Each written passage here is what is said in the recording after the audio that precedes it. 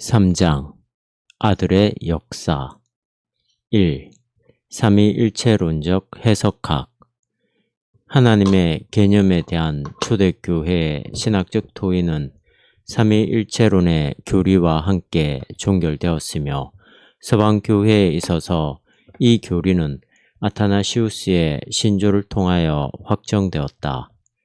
피데스 아우템 가톨리카 하에크 에스트 우트 우누무 데움 인 트리니타테 에트 트리니타템 인 유니타테 베네레 무어 큐이 불트 에로고 살부스 에세 이타 데 트리니타테 센티아트 삼위일체에 대한 이 교리학적 고백으로부터 시선을 돌려 신약 성서 안에 있는 하나님의 선포를 고찰하여 볼 때 우리는 해석학적 차이를 발견하게 된다.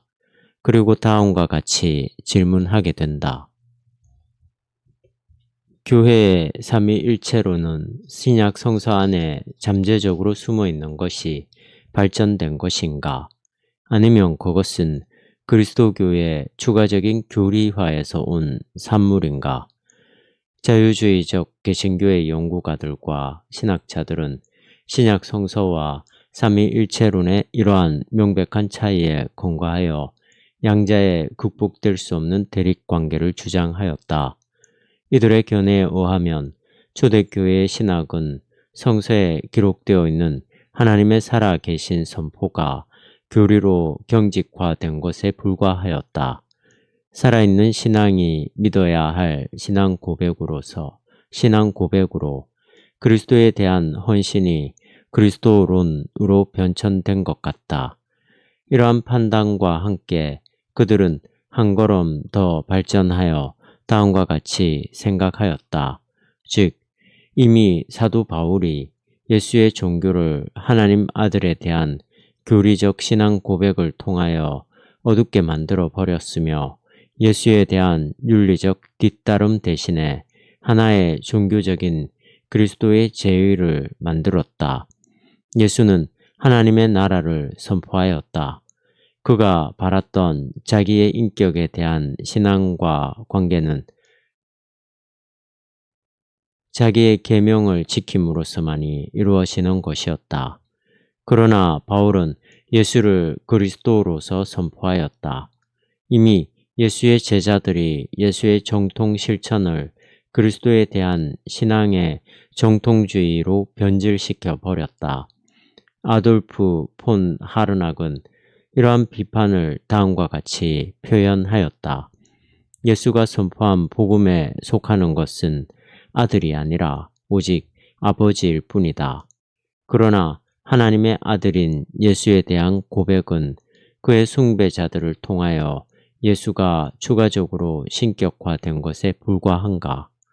이 고백은 그리스도교적인 인물의 제의에 불과하며 따라서 예수의 일로부터 분리시키는 미신에 불과한가? 이러한 질문 속에 숨어있는 비판적 진지성은 부인될 수 없다. 그러나 이 질문들은 다음과 같은 아주 의심스러운 해석학적인 결단으로부터 제기된 것이다. 즉, 역사는 인간의 역사이며 인간의 역사는 윤리의 나라이다. 그러므로 예수는 인간으로 이해되어야 한다. 그러나 인간으로서의 그는 자신의 윤리적 행동에 대한 모범이 될 수 있는 한에서 규범이 될 수 있다. 그러므로 하나님에 대한 그리스도교 신앙의 모든 신학적 진술은 그리스도교적인 윤리의 표현으로 이해되고 해석되어야 한다. 만일 윤리적 실존의 표현으로 이해될 수 없다면 이들은 교리적인 것으로서 거부되어야 한다. 칸트 이후 삼위일체론으로부터 아무런 실천적인 것이 형성될 수 없다고 생각되었다. 슐라이어마허 이후부터 삼위일체론은 경건한 자기의식의 직접적 진술로서 인정될 수 없었다. 그러므로 그것은 비성서적이고 비예수적이며 사변적인 것이다. 그것은 신앙에 대하여 불필요하며 윤리를 위하여 해롭다.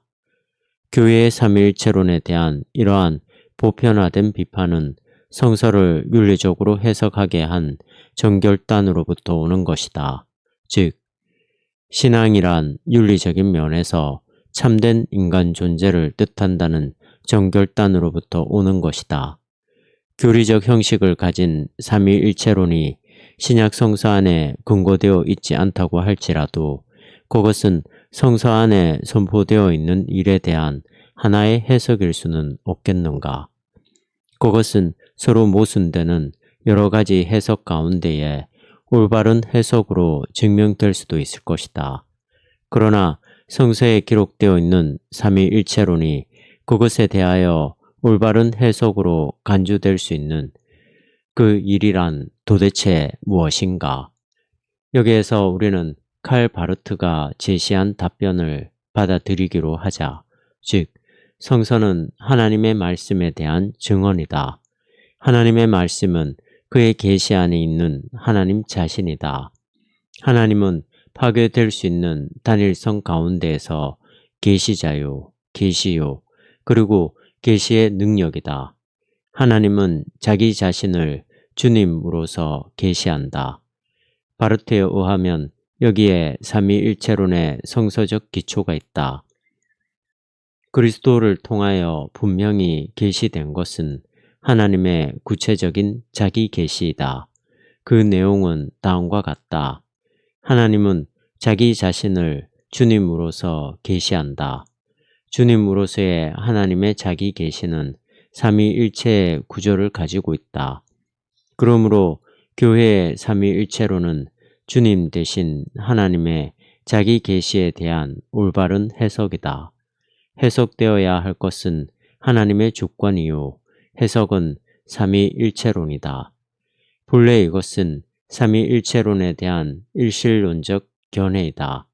바르트의 견해에 의하면 오직 단 하나의 자기 자신과 동일한 주체에 의하여서만 수행될 수 있다. 그러므로 하나님 자신의 단일성은 하나님의 통일된 주권에 있다. 삼위일체론은 하나님의 주권을 모든 면으로 보호하고 해석해야 한다. 하나님은 세 가지 존재 양식 안에 있는 한 분이다. 이 말의 내용은 하나님은 세 번의 반복 가운데에서 한 분 하나님이라는 것에 불과하다. 이리하여 그는 완전히 우월한 주님이다. 이리하여 인간의 자아에게 결코 폐기될 수 없이 나타나는 당신이다. 이러한 견지에서 볼 때 교회의 삼위일체론은 그리스도교적 일실론에 불과하다. 바르트가 말하는 이 명제의 긍정적인 의미가 부인되어서는 안 될 것이다. 그러나 이 명제는 하나의 해석학적 정결단으로부터 형성된 것인데 이 정결단 자체는 의심스러운 것이고 신약 성서의 증언에 비추어 검토되어야 할 것이다. 정말 하나님의 주권은 해석되어야 할 것이요, 삼위일체론은 단지 해석에 불과한가? 한 분이신 하나님의 단일 군주체제는 하나님의 삼위일체론보다 선행하는가? 오히려 이와 반대로 하나님의 주권의 역사가 삼위일체 되신 하나님의 영원한 삶을 해석하지 않는가? 신약 성서의 증언들의 모든 일실론적 해석은 윤리적 해석과 비슷한 딜레마에 빠진다. 이 해석 역시 성서에 증거되어 있는 역사를 단 하나의 주체로 환원시킬 수밖에 없으며 이 역사를 단 하나의 주체가 수행한 일로 해석할 수밖에 없다. 하나님이 이 역사의 주체라면 이 역사는 그가 하신 일이요, 그의 계시이며 그의 주권이다. 그는 모든 것에게 영향을 주며 어떠한 것에 영향도 받지 않는다. 그리스도교적 일실론에 대하여 그리스도 안에 계신 하나님은 이 역사의 주체이다. 그러므로 신약 성서의 증언에 의하면 하나님이 자기 자신을 계시하는 것이 아니라 아들이 아버지를 계시하고 아버지가 아들을 계시함에도 불구하고 하나님의 자기 계시에 대하여 말할 수밖에 없다. 그러므로 그것은 신약 성서의 증언에 의하면 하나님이 그의 독생자를 우리를 위하여 내어 주었으며 아들은 자기 자신을 나를 위하여 내어 주었음에도 불구하고 하나님의 자기 희생에 대하여 말할 수밖에 없다. 그리스도교적 일실론은 그리스도의 역사적 기술을 일실론적으로 단 하나의 신적 주체에서 환원시켜 버릴 수밖에 없다. 그러나 이것은 그리스도의 역사에 대하여 바르지 못한 것이다. 위에 언급한 두 가지 해석 방식은 사실에 있어서 동일한 일실론적 전제를 가지고 있다. 즉, 역사는 자기 자신을 실현시키는 단 하나의 주체가 수행하는 일이다. 그것은 윤리적으로 자기 자신을 실현시키는 인간의 일일 수도 있고 자기 자신을 계시하는 하나님의 일일 수도 있다. 그러나 이 전제는 성서의 역사에 상응하지 않는다. 신약 성서의 증언에 의하면 예수는 아들로서 나타난다. 그의 역사는 아버지와 아들과 성령의 상호작용에서 이루어진다. 그의 역사는 자기를 변화시키고 이리하여 생동성을 얻게 되는 아버지와 아들과 성령 상호 간의 관계의 역사이다. 예수가 아들로서 나타나는 역사는 단 하나의 주체에 의하여 수행되지 않는다. 신약 성서에 있어서 그리스도의 역사는 삼위일체론적으로 기술되고 있다. 그러므로 우리는 다음과 같은 전제로부터 출발하기로 하자. 신약 성서는 세계를 향하여 개방된 아버지와 아들과 성령의 사귐의 관계를 선포함으로써 하나님에 관하여 이야기한다. 위에서 말한 두 가지 일실론적 해석 방법은 동일한 결점을 가지고 있기도 하다. 즉, 성서의 역사를 인간의 신앙의 참된 표현으로 이해하는 것과 한 분 하나님의 주권의 유일한 계시로 이해하는 것은 일치한다. 왜냐하면 전자에 있어서 인간의 신앙은 절대적 신뢰와 절대 의존의 감정으로 이해되며 후자에 있어서 하나님의 주권은 절대적 주권으로 이해되기 때문이다. 정반대되는 것처럼 보이는 이 해석 방법들은 동일한 사실의 두 면에 불과하다. 만일 하나님의 절대적 주권과 절대 의존의 감정이 일치한다면 자유를 향한 인간의 해방은 생각될 수 없고 또 이야기될 수도 없을 것이다. 삼위일체론의 성서적 근거를 우리는 다음과 같이 기술하기로 하자. 즉, 성서의 역사의 삼위일체론적 원천은 인식된다는 것이다.